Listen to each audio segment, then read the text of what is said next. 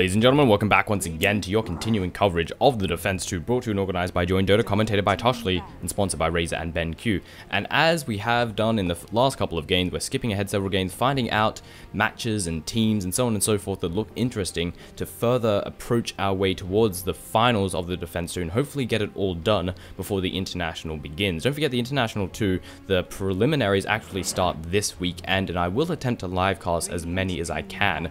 Not sure if I'm really daring enough to not get any sleep for 2 weekends in a row, because of course next week the actual International starts, the full game starts, and I want to try and save up, assuming it's possible, save up as much sleep as possible, like it's battery or something. I'll just sleep like crazy, and hopefully over that weekend I can just burn it all off and not get too sluggish because I'm not getting any sleep.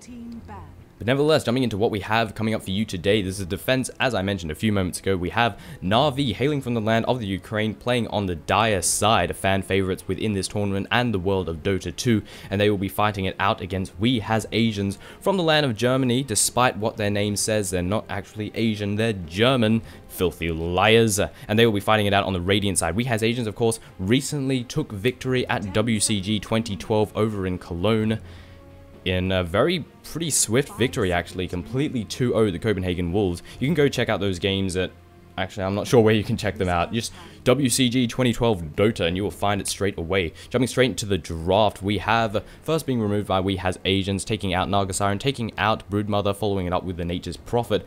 Na'Vi responding to that with the Darkseer and with a Lycan waiting on their third pick. Also want to say that we have the full roster to come out of Na'Vi. Poppy sitting in the captain's chair.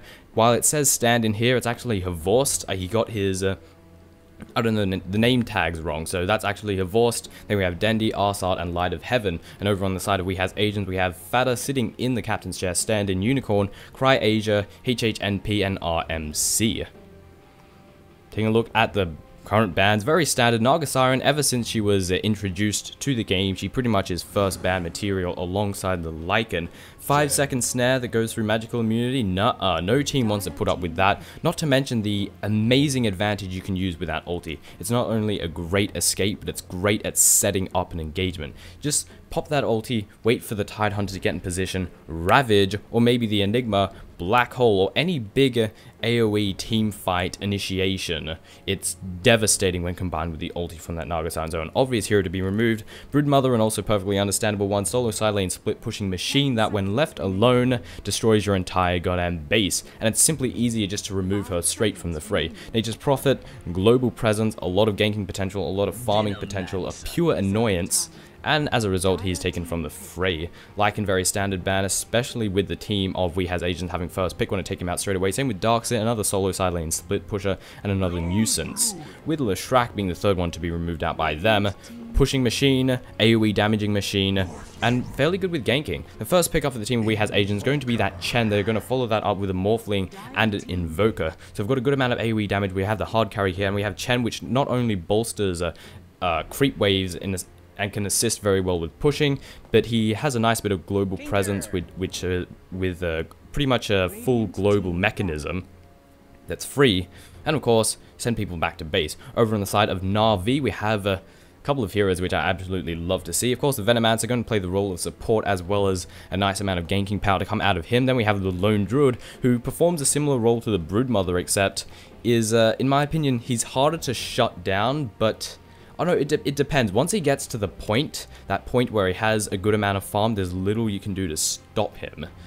But with Broodmother, you have a good AoE and you'll stop the push straight away. With Lone Druid, once he has those items, he'll just keep powering through. Not to mention the fact that he's freaking, actually I don't know where I was going with that, never mind. And the third pickup for them is going to be that of the Tinker, which can perform a very similar role to Nature's Prophet. Na'Vi love to play the Nature's Prophet, they love to play the Tinker, and Dendi's no doubt going to be grasping onto that Tinker, and the amount of things that Dendi does with that Tinker, when he gets all the items that he needs, it's amazing, and I really hope we can see something like that within this game.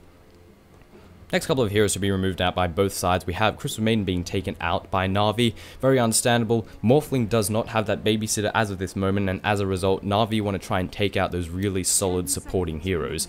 We has Asians responding to that with an Enigma. Na'Vi don't have a jungler, not to mention the fact that Na'Vi is a fantastic initiator. And Na'Vi, well, they're perfectly capable of initiation. Do they have the really solid, hard-hitting initiator? Not so much. He also brings some utility in the field. He has a Malefice stun. The only form of disable we have thus far to come out of Na'Vi is Venomous Gale, which is only a 50% slow. We have Entangle to come out of Lone Druid, but one that's RNG, and that doesn't come out into play until the later stages. Then we have Tinker, and until he has items, we're not going to see any sheep sticks out of him, needless to say. Fifth hero to be removed out by WhA has Agents going to be that of the Tidehunter, so once again continuing on with the trend of taking out initiation from the team of Na'Vi. And then we have Dead Air, because suddenly my brain just freaking imploded. It's like, no, you will say nothing! We have a good amount of bonus time to come out of Na'Vi. They can take as long as they want for the fifth hero that they remove out, and they're probably still looking at supports. What's someone that goes well with a Morphling? I imagine a Shadow Demon could possibly work out nicely. Disruption to initiate or defend, and then we have the Curse to be placed upon the target that we're going to go for. Waveform over the top, and it could deal a lot of damage, but we're going to go with the Beastmaster, not continuing the trend of taking out supports.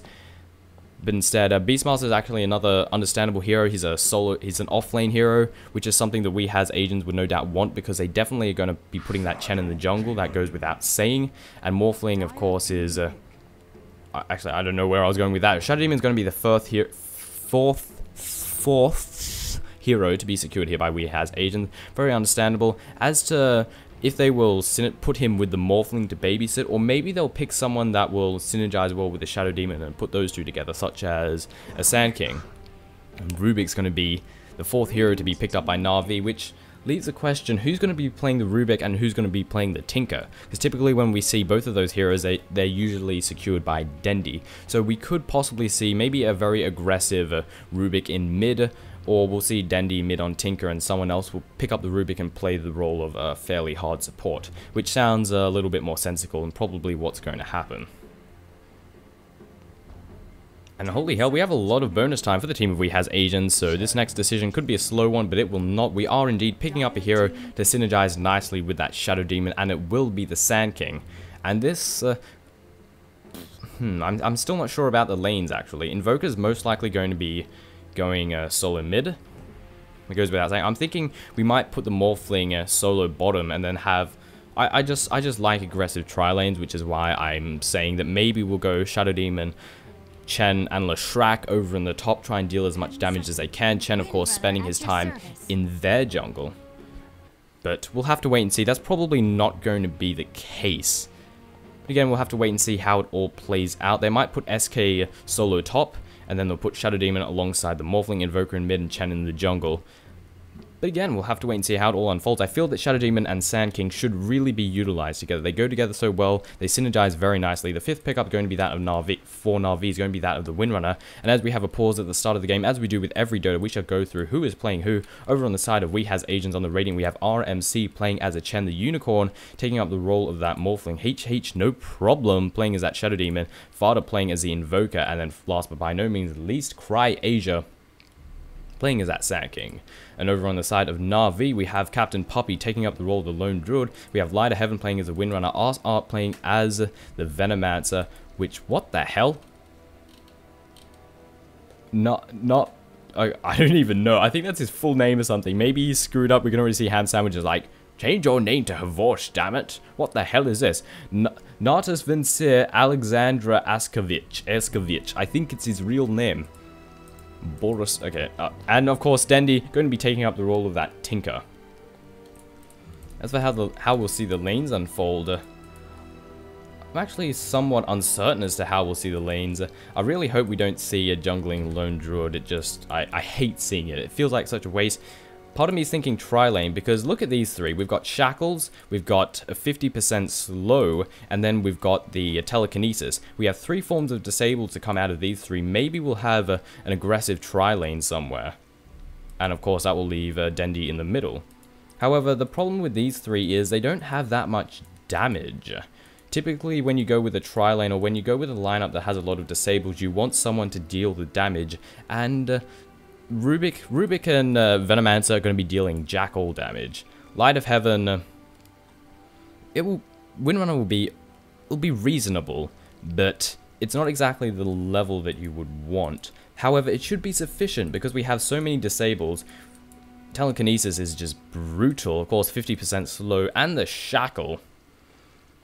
So you might not need the damage, it might just take them, I mean, they might just be disabled for such a long time, it doesn't matter in the slightest. On the side of WhA has Asians, still not sure as to how their lanes will unfold. Prepare for battle. He's going to have Morphling up top alongside the Shadow Demon, not exactly what I would have expected, unless it's an aggressive tri-lane at top, putting Chen in their jungle, or maybe we're all just heading north for First Blood. Yes, indeed, that seems to be the case. So we're going to have Rubik in mid, not Dendy, not exactly what I expected. We'll have a Lone Druid making his way somewhere. Where the hell is... oh, he's still at base. We'll have Tinker going up solo top by the scenes, maybe assisted by Arsart here. Of course, Rubik solo mid, as we mentioned a few moments ago, and this leaves Windrunner to go solo bot. As for Puppy, seems he might be jungling. What are his items? Wait, where the hell is that bear? Where is the freaking bear? God damn it. Has he summoned it? I swear I saw the bear walking somewhere. I can't see it on the map, but who does? Stout shield first start, that's fairly standard. Nice offensive ward being placed down. They could possibly tower dive and go on Dendy, but they're not sure about where the other members of Na'Vi are, and as a result, they really don't want to push forward just yet. More nice ward placement going down. Arsart scouting out ahead, having to be careful, counter warding right from the get-go. Really like this by the team of Na'Vi. Denying much needed vision that the team of WhA has agents would no doubt want.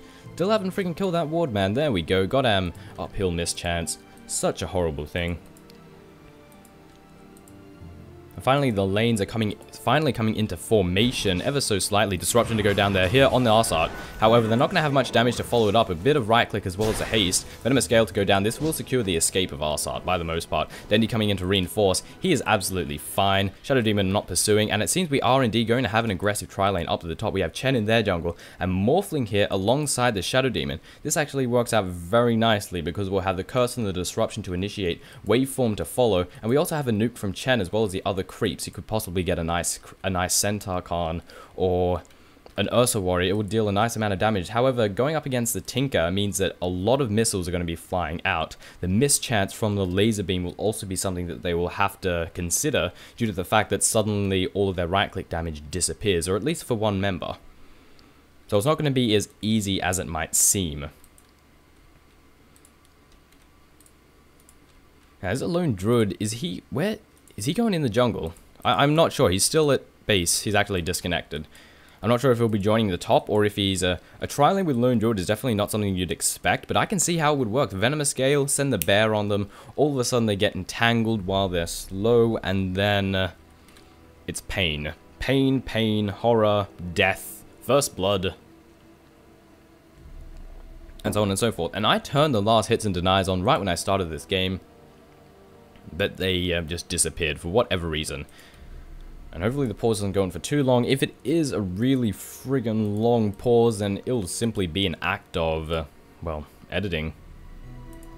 And shoutouts going out for everyone, to Monkey, to Team, Luxus, GU, DHSF, and so on and so forth. And Eyes. Yes, indeed. Shout out to Unicorn. I hope Puppy returns soon. Upgrade your... damn you and your internet. Good sir.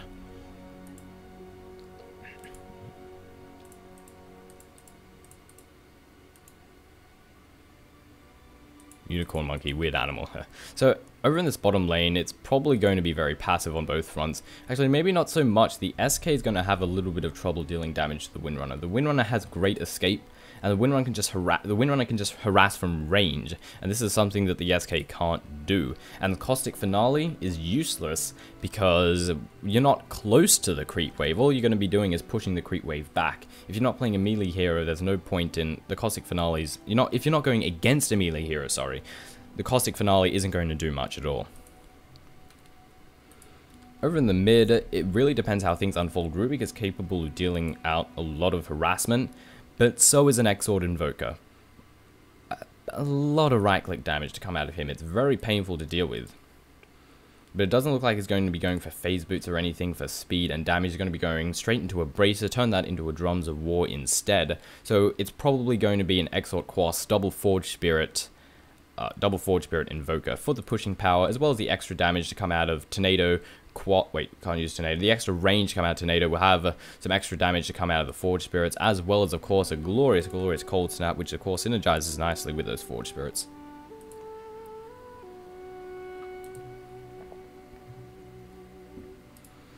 Over in the top lane, I'm really not sure how this is going to go. I said a few moments ago that Tinker might not have too many problems, but with the Shadow Demon in the mix, it makes escape pretty difficult. Because the disruption to come forth, the entire team of WhA has, well, not the entire team, but the three of them here can just group around that disruption, wait for it to end, and then just start dealing damage. Not to mention the curse will be on there, the soul catcher, sorry, and it will be a lot of pain for Dendi or Arsart, whoever gets caught out. So they're going to have to be careful with their positioning. The advantage is that we've got the rockets, a lot of range to come out of that. Possibly we can force them to back off, which will allow us to move forward and then get a few last hits. The problem is the rocket span costs health because you're going to be using the soul ring. So already we're moving straight in, exchanging a couple of right clicks on both accounts, and we're trying to make use of this haste rune, going straight in, going in on Arsart once again. Poor guy. He just keeps getting damage from the Shadow Demon. Tinker doesn't give a toss. He's just going to continue to farm up the top lane as he should, and counter warding action is not going down because there are no counter wards. There are no wards in range, I don't believe. This seems like a really redundant ward because Chen is in their jungle. Wait, hang on a second. That's Na'Vi's ward. So they were, once again we have a pause. So they were actually expecting this, which is, so they warded this jungle. They knew that Chen would be playing an aggressive tri lane, and warding this jungle to prevent this camp from spawning is so incredibly friggin' smart. So it's going to be denying those big, powerful creeps, such as an Ursa Warrior, such as a Wildkin, or possibly a Centaur Khan. This is a really freaking good ward placement, and I still can't draw on the minimap, which makes me very sad. Over in the middle lane, we can already see a bit of harassment being dealt down to the Invoker. Also, suddenly, Fraps is lagging. Silky smooth, as it should be. Well, at 30 frames per second. So we can already see the Invoker's having a bit of a tough time. While he did go full Exort, which allows him to deal harassment, it also means he can't take much harassment, because he doesn't have that passive regen or the extra strength to come out of that Quas. But I absolutely love that they warded this camp here. For a moment I thought WhA has Asians did, and I thought that's really redundant. Why would you do that if you're going for a tri lane at top with Chen in your jungle, in their jungle? But alas, it was done by Na'Vi, which is so freaking smart. It's just, it's smart. And we do indeed have Lone Druid in the jungle. I honestly disagree with this, simply because I feel Lone Druid's so much better in lane. But how would they have implemented this? I mean, if they were going to have everyone in lane, how would they have done this? Because it would have been a little bit strange, for lack of a better term. So they're pretty much making the best of the situation, deciding to put the Lone Druid in the jungle. I wonder if he's going to go like double Hand of Midas, just get that farm going, man. So much gold. So much gold. Actually surprised the SK has more last hits than the Windrunner. Admittedly, the game has just begun, and as a result, it's very minimal. And hopefully Poppy's internet soon recovers. We will continue on with the game, because these pauses are just downright unfortunate. They're annoying, they're frustrating, they're terrible. And yeah, they're not very fun now, are they? I'll probably put something in the description saying, here to skip all the bans, the picks and bans, as well as, of course, the freaking long pauses. Because this game's been going on for something about 20 minutes, and we have done absolutely nothing.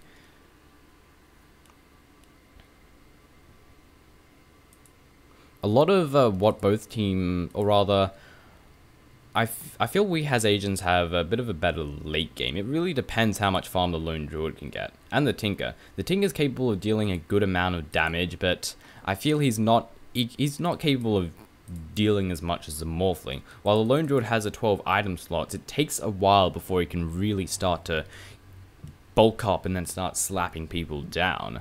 While the Morphling, if he gets some good farm, he gets some good kills, some first blood, he'll have an Ethereal Blade really early and he can start popping all of these heroes.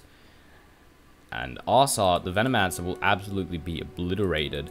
Tinker's probably fairly squishy as well, not to mention the Rubik. While Rubik does have a bit of defense, will it be enough? Not entirely sure. And the Windrunner should be able to escape from safety without, or escape from danger without too many problems, but you have to remember that that Windrun's not going to help against a shotgun bang. It's all spell damage, man, and that Windrunner is all physical. All for right-click damage. I'm very tempted to skip ahead. I'll possibly just do a little bit of editing because, good lord, these pauses. In fact, I think that's exactly what I'll do. So it seems Puppy is reconnected to the game, and as a result, we should be jumping straight back into the action. Yes, indeed. 20 minutes in, and the game finally begins. Thank Christ. Shadow Demon already moving in on the offensive. We have this neutral camp that's been pulled, and Shadow Demon's pulling it right back. And we have counter warding going down. Have we spotted this ward yet? I don't think we've actually been able to successfully take it down. And of course, this camp will continue to get blocked, which is so smart by Na'Vi. The quick wave has returned to where it should be, and as a result, Morphling's just going to continue to farm his way to great justice. The sweet victory and so forth. They're finally taking down this friggin' ward. So now the neutral camp will spawn in the next 20 seconds, and they will hopefully be able to secure themselves a nice creep.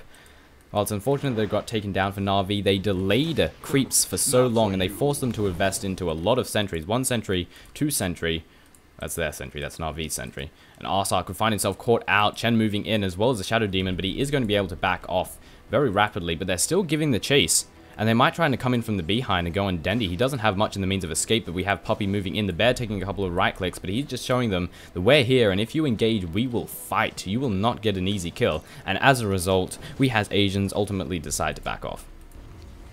Rubik looking to be getting in position. Wants to try and do a bit of damage. Zap to go out. A big chunk of Invoker's health to be removed. I mean, he's not exactly having the greatest of time. He can't... Well, he's actually getting a good amount of last hits compared with the Rubik. It's about even, actually, so not as bad as I thought. Actually, both doing fairly evenly thus far in this middle lane. I can already see the SK getting dealt a lot of harassment to come out of this Windrunner. As expected.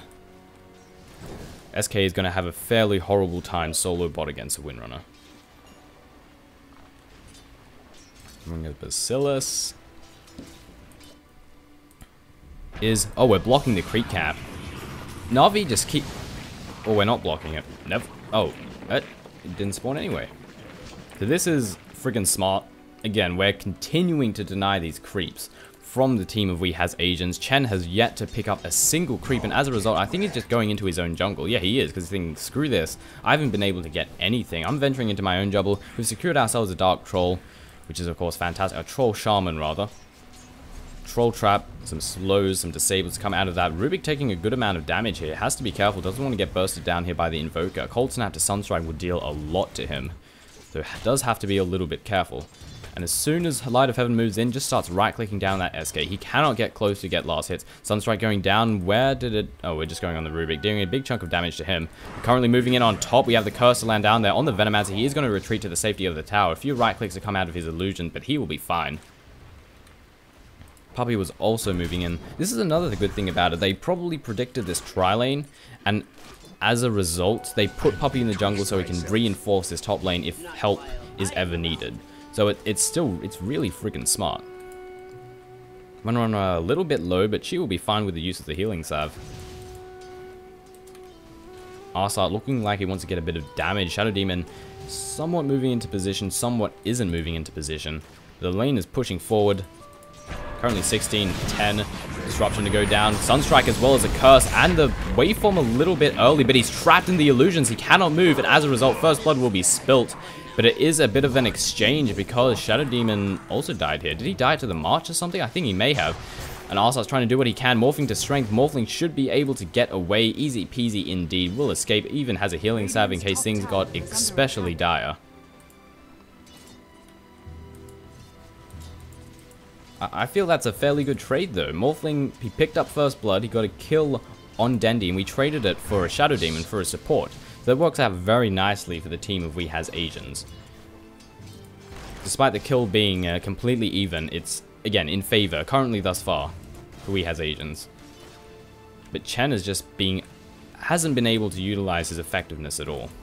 Simply because he got completely denied over that top lane. As a result, we said screw it to the tri lane, gonna back off, go to my own jungle, farm up a bit, because he's very behind. He's only level 3, he has nothing, doesn't even have boots yet, no Ring of Bacillus. Moving in with the Furbolg champion, or rather the Ursa warrior. Burrow Strike to go through, the clap is going to come, Sunstrike coming down too. Wind running away, doesn't actually get hit, and no more right clicks to come through for Light of Heaven, and is going to be able to just simply regenerate her way to safety. And Rubik is being so freaking aggressive. Actually has a Sunstrike. This is going to get confusing because I don't know whose Sunstrikes are whose. I guess I just have to... Actually, it's fairly obvious. Just look at who it's targeting. And WhA being forced to put some extra points in Quas in order to lane against this Rubik who's just dealing out so much harassment. Double damage here being scouted out here by Arsart. Sunstrike somewhere. It... barely missed, but we have the Burrow Strike that went down as well. One more right click will do it, but Light of Heaven once again narrowly escaping death. Team of Na'Vi pushing down this bottom lane, laser beams and rockets to fly out. Sunstrike alongside the telekinesis, and the Shadow Demon instantly pops. Fade Bolt flies through as well. Morphling forced to now back off. And this is going to be an easy tier 1 tower. Over at the top lane, there is nothing that WhA has Agents can do about it at this moment. The vast majority of the team of Na'Vi are here to defend, or not defend, but to reinforce, to push forward, to do damage, and kill this friggin' tower. While all these lanes continue to stay relatively safe, we do have Invoker pushing forward towards the middle tower, the tier 1 middle tower. The tier 1 tower at the top has finally taken a fall. Na'Vi securing that for themselves, and they're continuing to push forward. The sole defender here is a Morphling, with Shadow Demon not too far behind. Will these two alone be able to hold this up? I don't think so. Nice ward placement once again to come out of Arsart. Scout ahead any form of reinforcements that are rolling in. I'm going to place some wards down, we're going to try and do some damage, and this tier 2 tower will fall. Fortification has already been used, so there's no defense. March of the Machines, rockets to fly out. This is going to keep them away. This is going to prevent WhA has Agents from fighting this, because you do not want to fight in a March, even with the tower on your side. So TPs are rolling in, SK is here, and now the entire team of Na'Vi are backing off. We might get someone caught out by a Burrow Strike. We have going on the Venomancer, Sunstrike to go down as well. Burrow Strike as well as the Epicenter, but he gets picked up immediately, still doing damage, however, but he ends up walking towards his teammates. Arsart very low in HP. One more nuke from Chen will do it. Is it going to happen? Yes, it does, and Venomancer takes a fall, unable to save the day. Courier almost getting caught out here. WhA has Agent thinking about it. He's still sticking around, man, but the Courier is going to head back to safety of the base. One hand of Midas for Puppy. Are we going to go for another? We'll have to wait and see. Dendi just 1 point in laser, 1 point in rockets, going full march. He has the Soul Ring, wants to work his way towards that Boots of Travel as fast as possible, and he's not too far away, just 800 more gold and he will have it, and he's doing a great job at farming the jungle thus far, alongside Puppy down here, who's just Hand of Midasing his way to great victory. And the bottom tower here is being pushed forward by Light of Heaven. It's not going to be taken down. Reinforcements are already rolling in. It's been brought to half HP, which is pretty freaking good. We have the Morphling to go down the bottom lane. Just most likely going to use this opportunity to get a bit of free farm. But against the Windrunner, he has to be careful because the Windrunner is capable of dealing a lot of harassment. And it looks like the Invoker wants to go down on Rubik, invisibility being secured by him. Colt's out to go down. A few more right clicks is all it would take. Telekinesis to try and push him back, and he's going to try and phase boots his way to safety. Will it be enough? It will indeed. No Sunstrike to follow it up because we have no mana to come out of the Invoker. Poor guy. Could have been a very easy kill. Rubik going to TP his way back to the safety of base. SK moving in here on the poor Venomancer. Chen Nuke to come through. Venomous Gale, will it be enough to save the day? Buzz doesn't look like it. One more right click will do it. Is he going to get away with the Sunstrike? Will be enough and does pick up the kill. Very nicely done by both sides, actually. If it weren't for that Sunstrike, Arsart would have gotten away. But again, a very nice Sunstrike by the Invoker. In fact, I'm going to assume he had just enough mana for that, yeah. That was very clutch. Barely enough mana. In fact, we're going double Bracer into Phase Boots, not actually building drums. And are we going to continue? Are we going to go full on Exort, or are we going to continue on with double Forge Spirits, Exort, Quas, 4 points in both? We'll have to wait and see. And Tika almost has those Boots of Travel. He's going to march to the machines, these two neutral camps, and all of a sudden he will have the ability to teleport almost anywhere on the map. Not quite as effectively as a Nature's Prophet, but he does a good job. Centaur Khan being pushed forward. There's not much that he can do. He's just going to be free gold for the team of Na'Vi. But reinforcements are rolling in. Chen is hiding on the sidelines, and in comes Man and Magenta in the form of the SK. Epicenter currently off cooldown, but the team of Na'Vi have elected to back off. And one thing we have to be careful of is not to give that Epicenter to the Rubik. He already has a Burrow Strike, which is a fantastic ability, not only for initiation, but for escape. Rubik's just got such great versatility, and such a fun hero as well. And Dendy has just secured his boots of travel. The recipe is flying on the courier as we speak, yes indeed. Windrunner's going to be, or rather this is Arsar, it's going to have to be a little bit careful because death is rolling in for WhA has agents. Rubik about to get caught out here by the Chen. A lot of creeps here. We have the Burrow Strike to go down here on the Chen, the nuke to follow, telekinesis to pick him straight up in the air. The Sun Strike is a little bit off. That was actually for the Rubik. Rubik didn't have the Sun Strike. I don't know what, yeah, I'm pretty sure, how would he have gotten it exactly? So what turn would have looked like what could have possibly been an easy kill and instead turned into a gank. And Arsar is now currently on the run, doesn't want to get caught out, and it seems it will not happen. We have two great initiations to come out of these heroes, Burrow Strike and Disruption, but neither one landed here on the poor Venomancer, or rather on a lucky Venomancer. And Tinker will no doubt TP in straight away. Here we go, TPing straight, or is he going? No, he's going mid. We have some nice positioning coming. WhA has agent, but can they take this trio on? Morphing to strength. The Morphling is in a lot of trouble. Shackle goes down, doesn't latch. Power shot to follow through. He is freaking dead. Disruption to come down, and in comes the epicenter. A lot of damage to come out. Ruby doesn't get the chance to steal it. He immediately pops. It could have been a very easy kill on the Morphling, and he did just barely get away, didn't he? Lucky bastard. Disruption to go down on the Venomancer. He is freaking dead. Burrow Strike landed down on him as well as a curse. I actually think, yeah, I'm not sure if that was Disruption or just a Burrow Strike. Middle tower is going to take a fall, however, TPs are rolling in. I was going to deny. No, we do not. Dendy successfully securing the tier 1 tower at the middle lane for the team of Na'Vi. Looking at the gold, we're closing in on 3k, or is that 5k? I'm not entirely sure, but a nice little advantage for the team of Na'Vi. And over in the experience department, we have a very slight advantage for WhA has agents, just borderlining 500, between about 350. The R&D going double hand of Midas here on Puppy. Wants that farm, wants it bad. And the amount of gold that you get from 2 Midases is pretty ridiculous. It's a little excessive in my opinion, but it works. You get a lot of gold and you'll make the cost back for those 2 Midases very fast. March of the Machines come out. We're going to have another March. SK cannot get close to this creep wave. Meanwhile, Na'Vi continuing to push out this bottom lane. Fade Bolt to go down, weaken the creep wave, try and secure the tier 1 tower. Power shot to go through, just barely nipping the Shadow Demon, bringing his health down fairly low. Fortification is going to be dropped and defenses are rolling in. Going to send the Morphling back to base because he was low. Does he have a replicate out? I'm going to assume we do. And now we're currently moving in. We want to try and get a nice Burrow Strike, and Arsar might get caught out. Light of Heaven will easily be able to escape. Burrow Strike going in. We're going to have a Sun Strike come down too. Light of Heaven trying to do what he can. The Disruption and the ulti is going to go down once again. Curse and ulti and death to come in from Arsar once again. And this is going to be his 4th death. 7-2 currently on the scoreboard. We have Asians getting in a lead in terms of kills. However, that it's still gold advantage, still significantly an advantage for Na'Vi. The XP is still very even as well. So despite this, the amount of kills that the team of WhA has agents have, it's not that significant. Rockets fly out, a big chunk of damage being done. What level are those rockets? Level 3 thus far. Dendy is moving in on the offensive. He's manly as hell. We want this tower, he yells out. Let's secure the tier 1 tower for our team. I'm not sure what accent that was, bloody weird. SK waiting in position, wants to get a fantastic epicenter. Is it going to happen? The tower does take a fall, and as a result, I think he's missed his opportunity to try and do a lot of damage because Na'Vi have elected to back off, or maybe not. We're going to venture into the jungle. We're going to look for some easy kills, and here it is. Here is a Chen. The bear being sent in first, doing a little bit of scouting, and Chen now realizing that he has to run because death is imminent. Indeed, the Chen does escape. We're going to kill a few creeps, and we could possibly go here on the SK, and it seems that will be the case. Shackle goes down, trying to Burrow Strike, Sandstorm rather. It is not enough. Venomous Gale go down, Burrow Strike, and it will not be enough, and the SK takes a fall. We also had the Entangle to come out of the bear. A lot of pain and a lot of death. Dire's structures are fortified.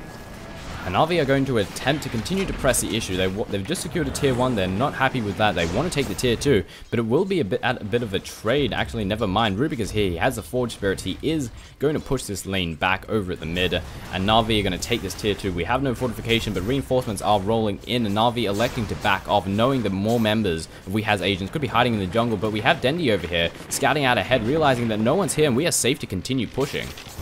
They're probably going to wait for Dendy to return to the fray, tell it TP in on Puppy's bear, and then we'll continue on with just killing this tier 2. Maybe not. Maybe we're just going to push out the middle lane, push out the top. The options are fairly open for us, or maybe defend top rather. Dendi will be able to take care of that. Very easy peasy. Already having a blink dagger, going for a blink dagger first instead of a force staff. Typically you see force staff instead of a blink dagger, but a blink dagger works out nicely as well. I feel a force staff is a little bit down. Rubik moving in on the offensive, has a double damage, morphing straight to strength. Are we going to contest this? He steals a spell. What is he? Steals a morph, and watch his health go to abnormally high levels. He's going to put everything into strength because you don't really need the agility that much, so why not? And all of a sudden, Havorst is just... I like his name, Problem Admin, because the admin were getting a little bit fed up with him before, like, change your name, this is not the proper name, I wish you would change it to Havorst. I think that's ridiculously cute, actually. No problem, admin. Rubik moving on the offensive once again. We're going to try and go on the Shadow Demon. Telekinesis straight into the air. Going to push him forward. Going to have a disruption. There's no disruption to come down. There it goes. Defensive disruption being used. Hand of God to go down once again. Sand King trying to get in position. We have the Purge to go down. He steals it immediately. It's actually a Burrow Strike. And Burrow Striking back. A nice little counter Burrow Strike going on right there. But then goes another counter Burrow Strike. And here comes the Epicenter. A lot of damage to be dealt. Is Rubik going to be able to steal it? Currently, the steal spell is off cooldown. And Rubik is he going to steal the Epicenter? Is he? This... Burrow Strike being used once again, a Sentry Ward being placed down, and Sandstorm being used so he cannot steal it. He does have the Burrow Strike to get away from this situation. He should be fine. Chen trying to cut him off. We don't have any slows. The Burrow Strike is currently... What the hell? What? Oh, invisibility. Oh. The animation was bugged. I was like, wait, why aren't they fighting? What is going on? But for some reason it didn't show that he was invisible. My mistake.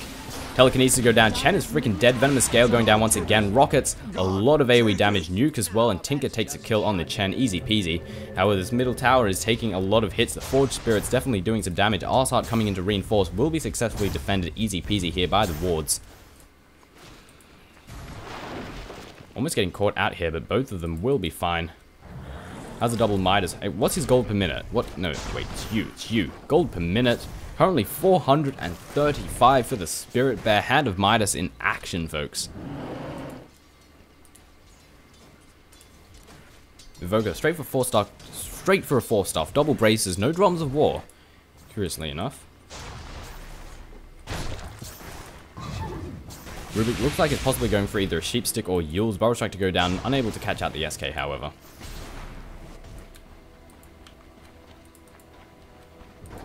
Fred's standard boots. Dire's bottom tower is under attack. Tinker is currently working his way towards the 4-staff next by the looks of it. Rubik's I'm going to guess Rubik's going for Yule's as opposed to a Sheep Stick, considering the fact that Dendi's most likely going to be going for a Sheep Stick. He's actually going for a Null Talisman, not exactly what I would have expected. Engagement could possibly happen. Invoker is thinking of it, just doing some damage to the bear. Cold Snap to go down. It might get taken down. It's going to be recreated before it takes a fall, however. And our father has to run for his life before the death of the bear rolls in, which it will not do. And Lone Druid, is he going straight for a BKB? Or Desolator? Not entirely sure. Maelstrom, maybe? I've seen Maelstrom on bear a good couple of times. We're currently going in. Cold Snap to go down on Poppy. Disruption is landing in on Rubik, trying to do what he can, but he does get taken down, and as a result, the Lone Druid falls as well. Double kill being picked up for WhA Asians.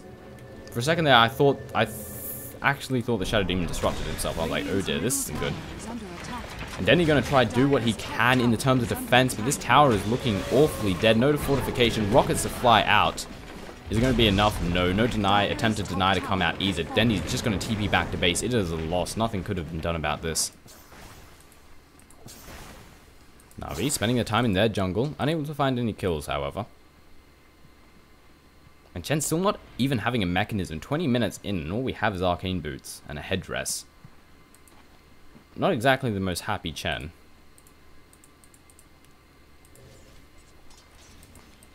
I'm gonna guess Dendi working his way towards a 4-staff next. Has a Null Talisman, which I really... Wait, he's going straight for a Dagon, isn't he? Just going straight for a Dagon. I'm gonna guess. Yep. Not 4-staff, Dagon. Go straight for it. Why not? Why not? Na'Vi pushing out this bottom lane. The tier 2 tower is still standing. One of 2 exterior towers remaining for the team of WhA has Asians, and no doubt Na'Vi want to secure them for themselves. Not only for the map control, but the delicious chunk of gold, but reinforcements are already rolling in. We have some nice ward placements to come out. It's already been spotted. Shackle to go down, telekinesis. Shackle doesn't latch, it doesn't need to, however. Hand of God to go down, defensive disruption to be used, and now the Rubik is getting caught way out of position, immediately gets bursted down, doing what he can, but alas, it is not enough. How many times has that poor Rubik died? 4 deaths as well, same as Artsart. Same as the Venomancer, rather. A little bit of harassment to be dealt, but nothing more than a slight annoyance. Morphling still a good way away. He's going straight for the shotgun. Has a Ghost Scepter in hand, but still has a lot before he has enough for his Eagle Song. However, the securance of this tier 1 tower at the bottom lane is definitely going to bring him a good amount closer. The team of Na'Vi are going to do what they can to defend it. A good, nice little army of Plague Wards being placed down by our side. Alacrity being popped off by the Invoker. We're going to try and burst it down as best we can. Fortification is in hand. Is it going to be used? Shackle to go down. No success, however. And I think they're just going to deny it. It's 7 HP out of deny range. 7 HP. Of course, deny range is 10%. 10% of 1300 is 130. In case you were bad at maths. Like, really bad at maths. I mean, I'm bad at maths, but Jesus, you can't figure that out. That's downright unfortunate. It means that in the next push, WhA has Asians, if they catch it off guard, will most likely be able to successfully take that tower down and secure some delicious gold for the team.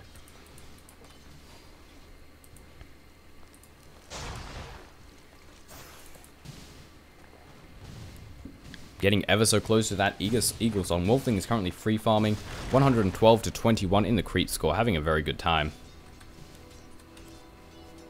Current 7.5k advantage for the team of Na'Vi in the gold, as well as closing in on a very slight 1k advantage for the team of Na'Vi in the XP department. WhA has Asians look a little bit, actually they don't look scattered at all. We're all unified around this middle lane. It seems we want to take this tier 1 tower out. Blinking in, is it going to be making use? Yes, Puppy is taking a lot of damage, trying to do what he can, but he does get taken down. The offensive Burrow Strike come in, but it's a bit late, and he's going to pay for it. Disruption to go down. Rubik is friggin' dead, trying to lead them away from the rest of the pack, but he will take a fall, and a double kill being secured by the Chen, surprisingly enough. Not giving that to the Invoker, which is a little odd. But I guess they want to get those items up. They want to get that mechanism up on Chen as fast as possible, so that would explain it. The tier 1 tower at the middle lane has taken a fall, and this is going to be a shotgun for the Morphling. Yes, indeed, we are very, very close to that Eagle Song. 3,800, I believe.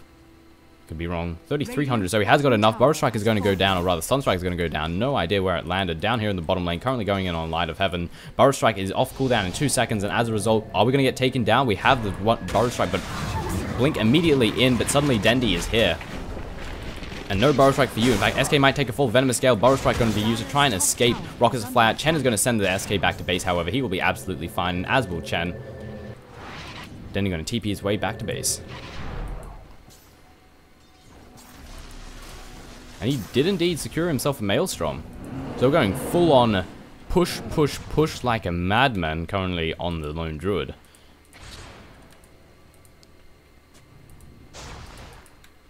Push, push, push like crazy. And we're going to go straight for Roshan.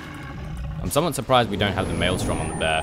With Sunstrike immediately being popped down, revealing that yes, indeed, the team of Na'Vi are attempting Roshan, and WhA has Asians are already moving in. 2 Wildkins, 2 Tornadoes, annoying. Yeah, this is going to be a nuisance.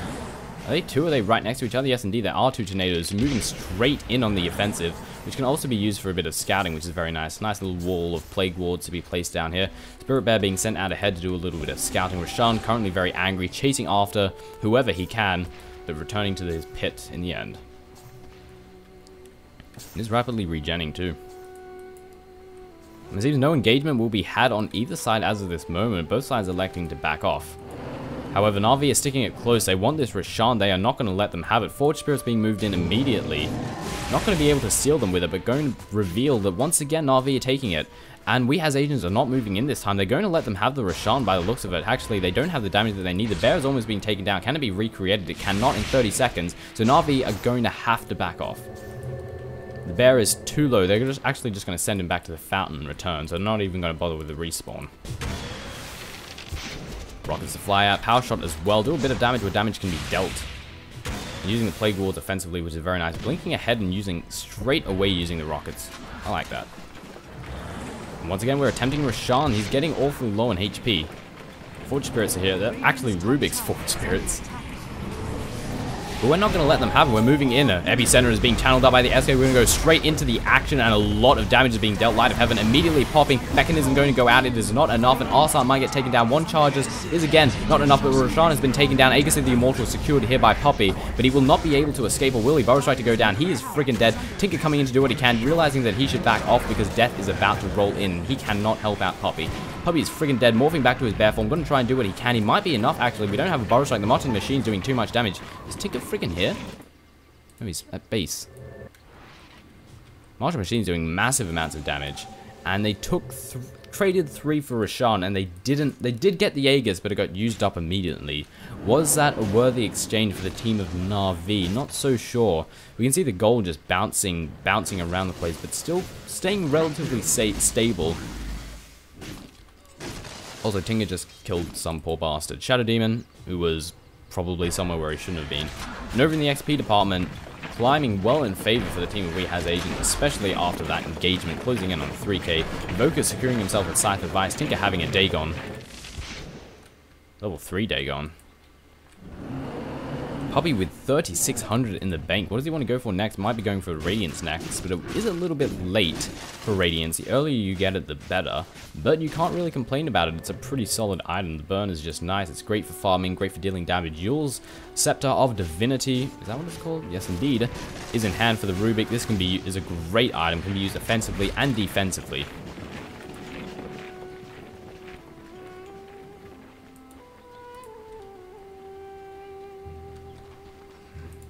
A bit of dead air, a bit of silence as not all too much goes on as of this moment.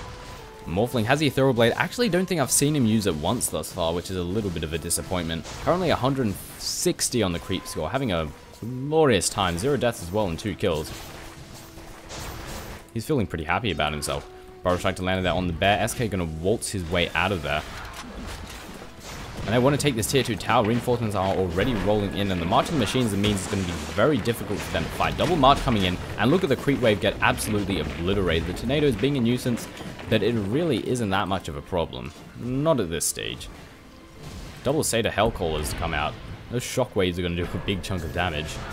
But this tower will get taken down. No fortification to be used for it. No deny to be had. Tinker going to back off after putting down a couple of March. Rubik moving in on the offensive, stealing himself morph once again. He's a tanky Rubik, but he still falls very rapidly, which is downright unfortunate for him. And after securing that little victory at the tier 1 tower at the bottom lane, WhA's agents are going to back off, which is very smart by them. Tinker just continuing to push out every single lane as he possibly can, as you do as Tinker.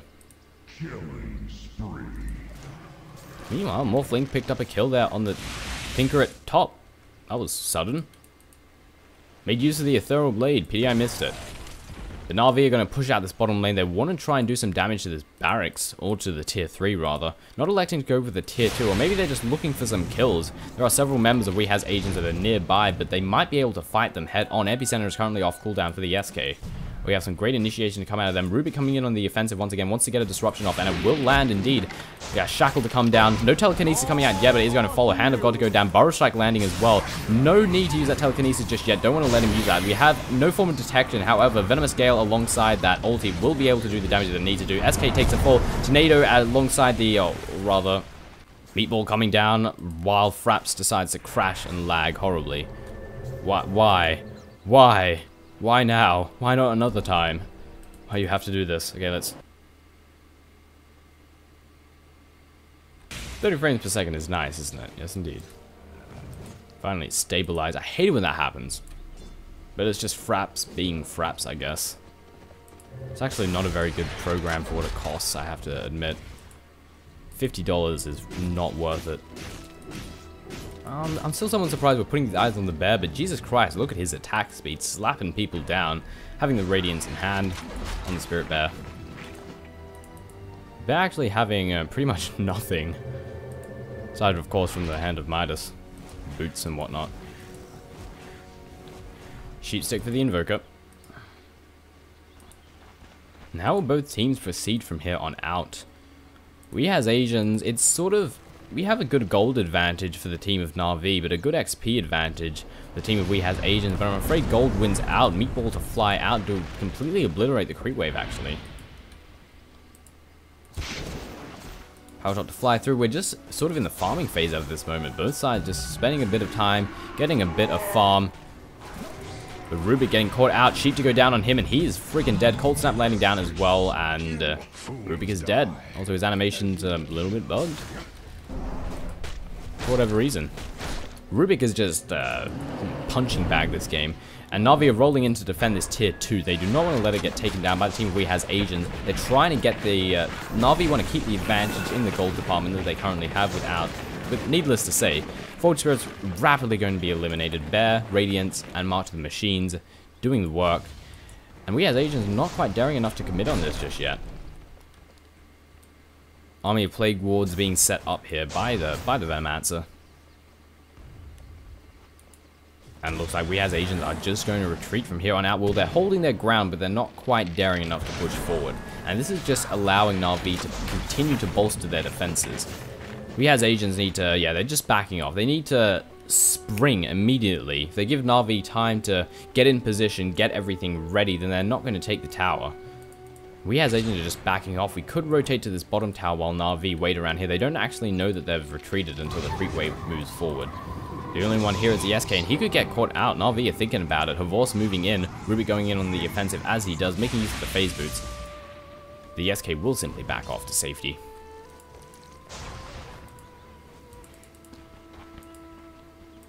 Unification. Smoke gang going down here at the bottom lane. Looks like we're going to try and pick ourselves up a couple of kills for the team of WhA has Asians.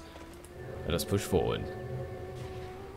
Druid looking to be working his way towards a Hood of Defiance. Getting all these items that I wouldn't really expect. It's not very standard, this game.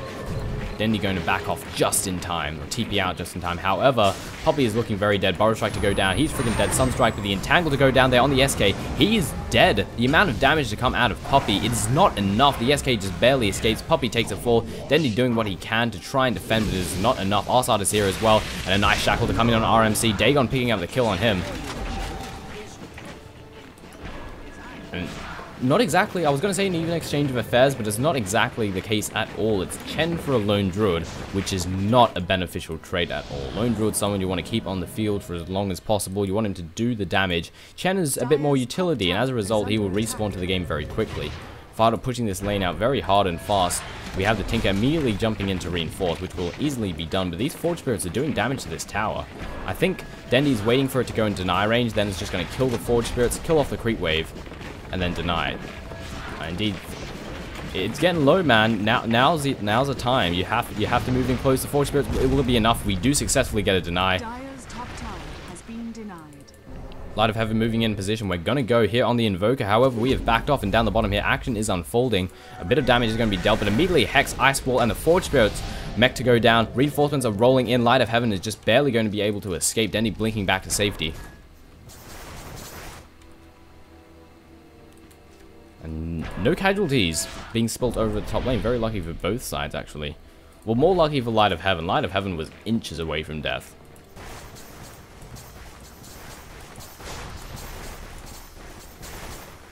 Rubik going for BKB, maybe? Not exactly what I would have expected.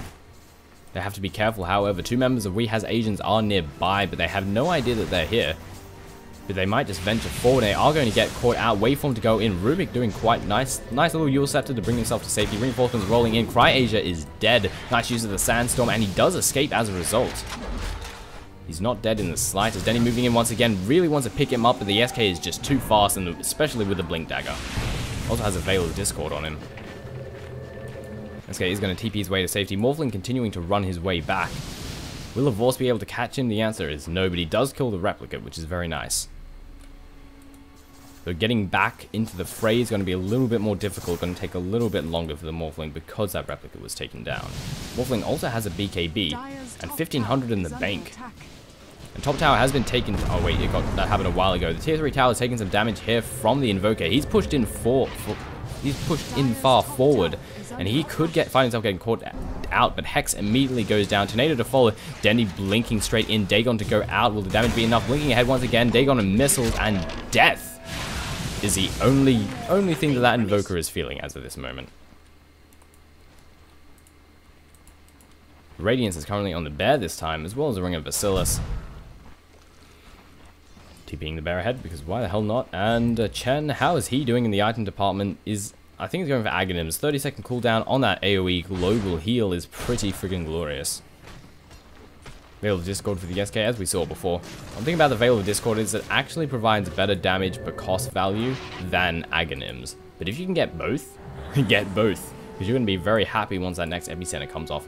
Na'Vi easily thinking about taking Roshan. Hopefully will be a more successful encounter this time, but already we has Asians right near the pit. They know the timing, as do Na'Vi, and it will not be an easy thing for them to grab. Yule's going down the Shadow Demon Venom Scale to follow Telekinesis, and he is dead. Hand of God to go down. Defensive Disruption. The epicenter not doing that much damage, but Arsat takes a fall, being nuked down by Chen. The bear just takes no damage at all. Same can be said for Puppy. Rubik is going to, however, be removed from the fray, but a nice shackle to come in, holding them both in place. Denny moving into position once again. Morphling trying to escape as he can. BKB being popped off, morphing to strength at the same time. A few more right clicks will be able to take him down. A nice Burrow Strike to come out of the SK, and Morphling will be able to get away, but the SK will pay for his impudence. Telekinesis being used, but a nice Deafening Blast come out, and a fantastic Shackle once again. The SK is dead. The Invoker might take a full Hex to go down. Nice Tornado to pick everyone up into the air and prevent the pursuit. Denny's going to TP straight back into the fray, and this is going to be an easy tier 2 tower for Na'Vi, or maybe they will just back off and take down Roshan. The option is theirs. Either way, either one could happen. They could proceed either way, rather. And indeed, Roshan is going to be the answer. An easy pickup for Puppy. Just has to slap it in the face enough times and it will fall. Sunstrike immediately going down, revealing that yes, indeed, Na'Vi are attempting Roshan. Unfortunately, with several members of WhA Asian currently being out of the fray and well out of position, they will be unable to stop this. And this will be an Aegis of the Immortal, as well as a nice bit of golden experience for the team of Na'Vi.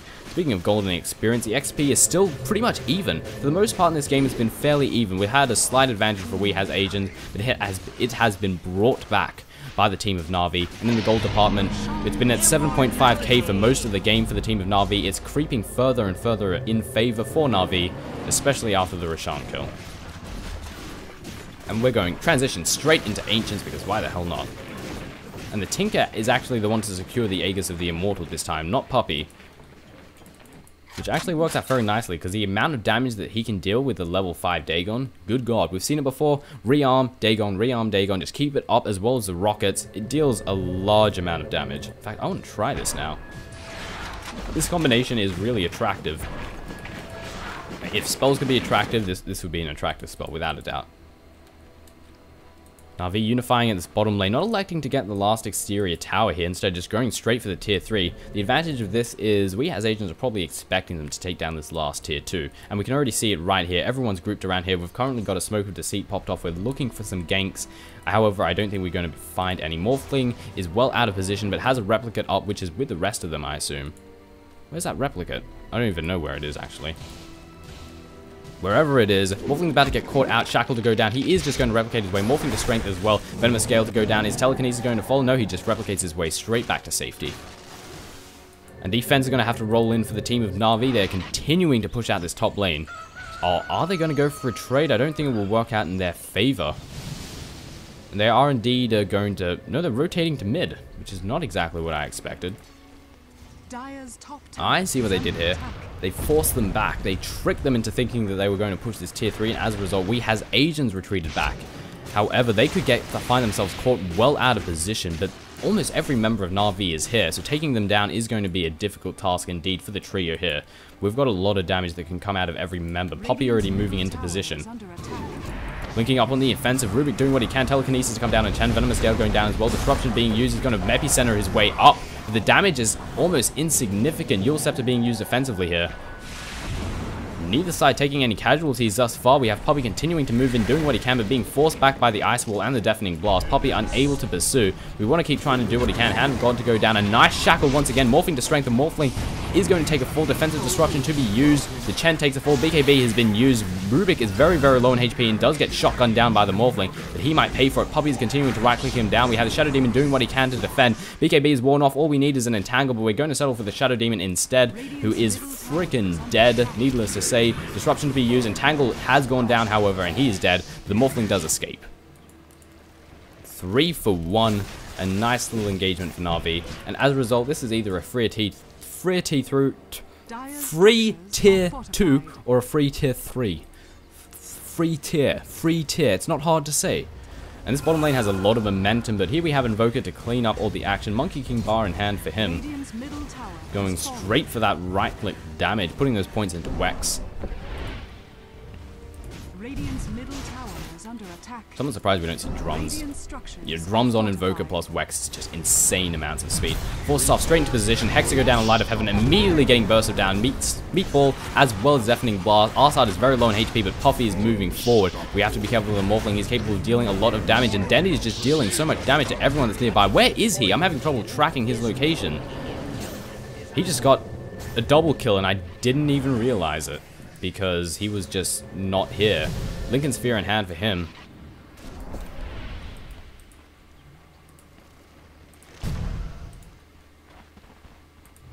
Both sides electing to back off. Did we have buybacks then? Because he got a double kill yet. Yeah, Invoker bolt back. That explains it. A fairly even exchange of affairs. Slightly in favor for Na'Vi, I would say. Still holding on to the Aegis of the Immortal as well. Burrow tried to go down, immediately being blocked by the Lincoln Sphere. Now the SK has to run before he gets taken down, but immediately bursted down. Rockets as well as the Dagon. Too much damage. Farda moving in alongside the Morphling, and the damage will be enough to take them down. Shotgun going down as well, and the Aegis of the Immortal has been used up. He has enough damage, however, to possibly take down this Morphling. They have to be very, very careful indeed, or is he going to try and get a... No, he just dies. Never mind. The Aegis has been used, an easy kill for WhA's agents, taking it up on the Tinker, and it's going to be 80 seconds before he returns to the fray. And WhA's agents are most definitely going to try and utilize that 80 seconds in an attempt to do some damage to Na'Vi, or possibly wreck their base a little bit, or maybe kill some of these last standing remaining towers. Vorse needs to be careful, doesn't want to get caught out once again.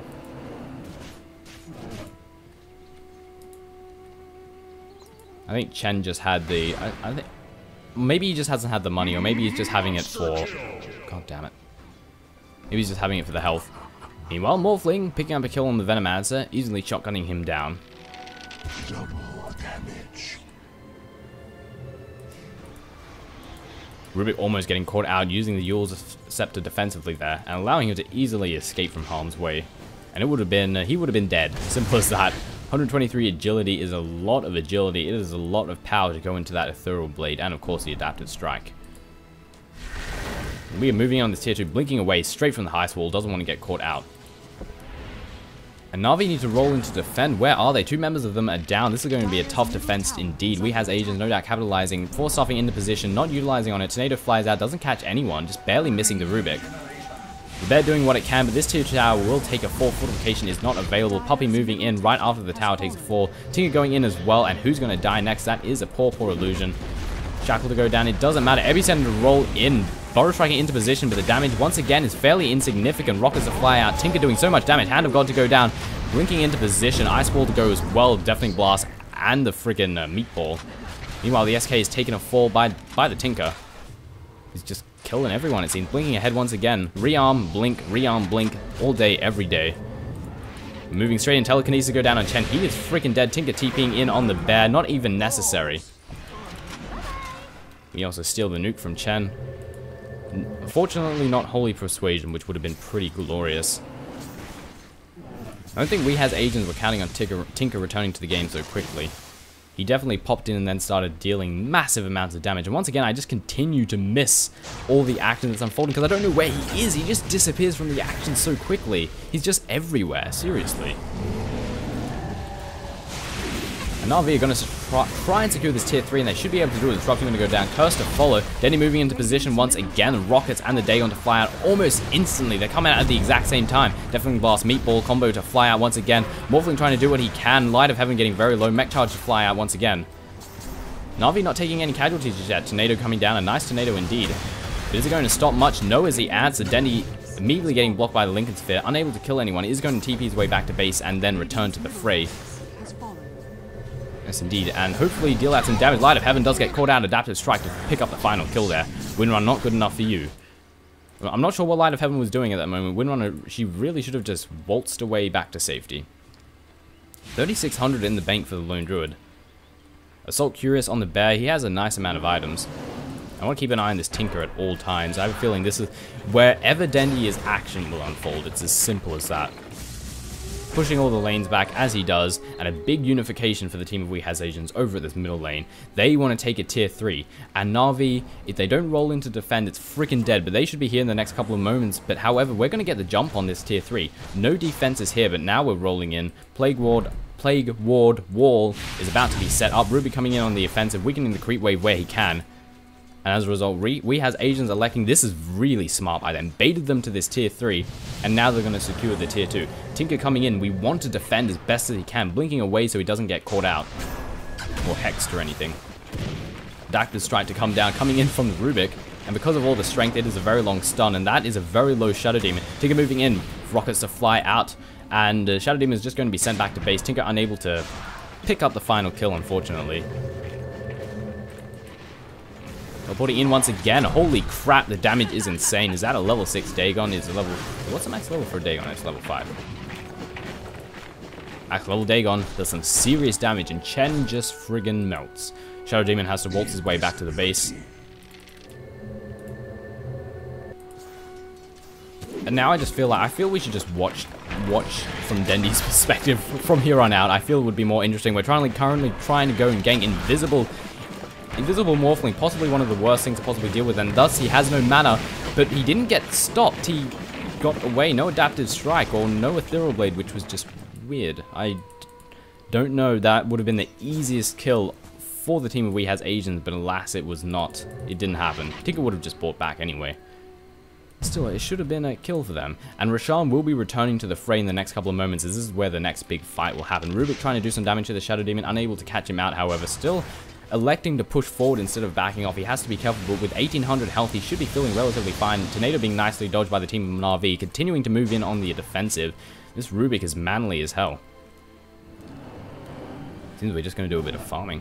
Or maybe we're looking for Chen to kill that bastard.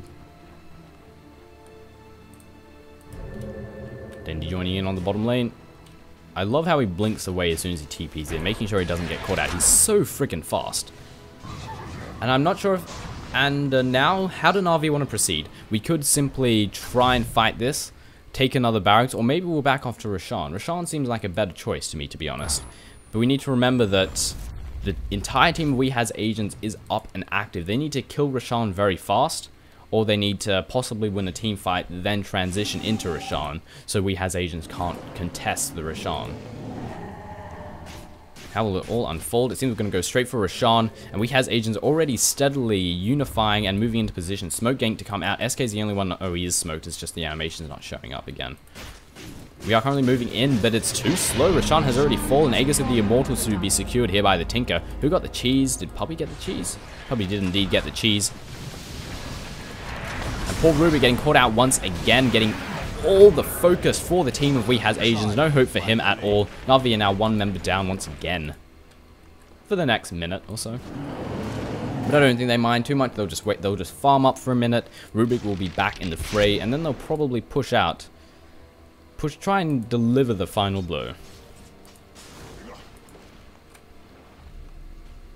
20,000 gold advantage for the team of Na'Vi and a 12k experience advantage once again for the team of Na'Vi, looking very strong in this game. WhA has Asians being very much outplayed thus far. And killing that Tinker is going to be a friggin' chore indeed. It's not going to be an easy task. Venomancer looks like he's going to work his way towards Aghanims next, possibly. Also having a Veil of Discord in hand. Bear looks really funny when he runs like some weird, really awkward sway of sorts. 800 in the bank. Abyssal Blade being secured here by the Lone Druid. He has some nice items. And 30... Not 30k, that would be ridiculous. 3,000 HP. He's very happy with himself thus far.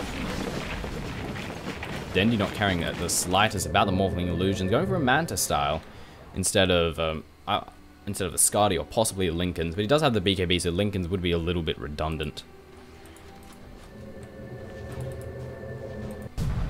Pause? Okay. Gonna have a pause once again. This has been the game of pauses today.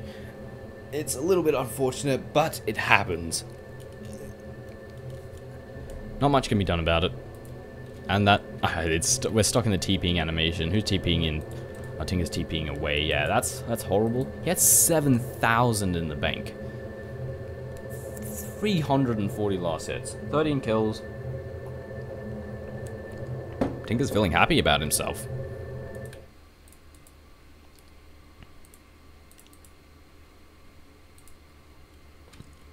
Taking a gander at the items, who has what, and so on and so forth. And it will be a short pause indeed. We are about to resume. Fantastic.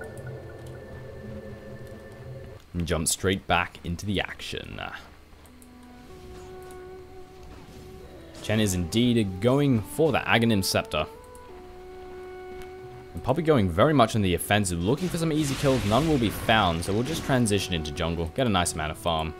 And WhA as agents are really going to have their work cut out for them. They need to sort of total it up as best they can, but the problem is the lone druid's pretty much got to the point where I feel you could call him borderline unstoppable. 3100 HP, so many items on both him on his bear. He is a happy lone druid.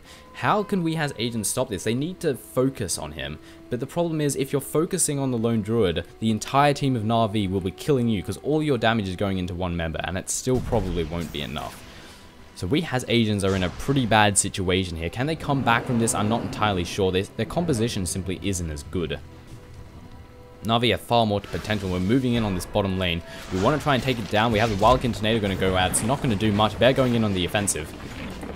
Rubik just wants to blink and pick some poor bastard off. Purge to go down on the bear. The Curse landing down as well. We really want to take it down as fast as we can. Tornado to fly out. Epicenter going down as well, doing a big chunk of damage, but a lot of it being negated by the Tornado. It doesn't matter. Light of Heaven immediately being bursted down. A Hex being used as well. A nice engagement thus far for WhA as agent, but the damage coming from Dendi is just too much. Hand of God to go down. And Dendi is just continuing to get himself killed. Invoker buying straight back into the game. Dendi blinking once again. We have another Dagon to be used. March of the Machine coming in once again. And look, Alacrity, we're trying to burst down the puppet, but you see, look at the damage. It's just insignificant. He can right-click everyone down. Chen sending him back to base. Where's it? Tinker. He's going to blink in and do some damage. I know. Morphling coming in to join the game. Immediately getting Hex. Tornado to fly out. Fatter is very low on HP. And Tinker is doing what he can. He's low on mana, but he has the Soul Ring. No, he doesn't. Blinking in. Immediately popping the poor Shadow Demon. Trying to go on the Tinker. Will it be enough? It will not indeed. He is already in the safety of the fountain. It's an easy barracks for the team of Na'Vi. How many kills? Triple kill in hand for the Tinker. He is, he's happy. He's doing good.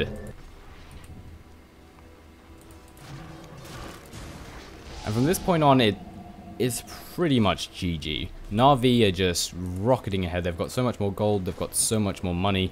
Now it's all about time ranking. The longer WhA as agents hold out, the better. Wait, does time ranking factor into the players? I'm not even sure. Unicorn immediately being bursted down by the Dendi. 2 Dagons as well, with rockets to fly out instantly. Hex to go down on the SK once again. Rockets to fly out. Is the damage going to be enough? We have a mech charge and Hand of God to go down once again. And the damage from Dendi is insane. A double kill immediately being picked up. And Chad is just, no, stop, please. Please leave me alone. I'm sick of this shit. And Rubik doesn't give a crap about anything. Telekinesis to go down the SK saying, get back in your fountain. He has a waveform. He should be able to get away. We have the ultimate to go down on him from a Shadow Demon. But Tinker's moving in. Rockets as well as the Dagon to go out. Another Dagon, another Rockets. H8NP is almost dead, just barely gets away. But now he's going to settle for the SK. Hex to go down. Laser, Rockets, and death. Immediately buying back. Tinker going to return to the fray. Havorce might get caught out. It is just him alone. Borustrike to go down. Waveforming away to safety. He will be able to escape. Not electing to go in. Borustrike's way to safety being used defensively there. Curse to land down there on our side. And Rubik takes a fall to the Invoker, but Tinker is here once again, and suddenly Hex, suddenly Dagon, suddenly Death, rolling in a monster kill for the Tinker. Moving in once again, we have blinking straight in, we have the rearm to be used, and the game ends. That was so exciting. I wish I could have commentated that just a little bit better. Watching Tinker just completely, essentially obliterate, just fantastic use, so many Dagons. Did a great job. Ladies and gentlemen, this has been Game 1 of the playoffs against WhA as agents going up against Na'Vi, with Na'Vi taking the first game in a pretty spectacular show, let's be honest. Ladies and gentlemen, my name has been Toshley. See you in the next game.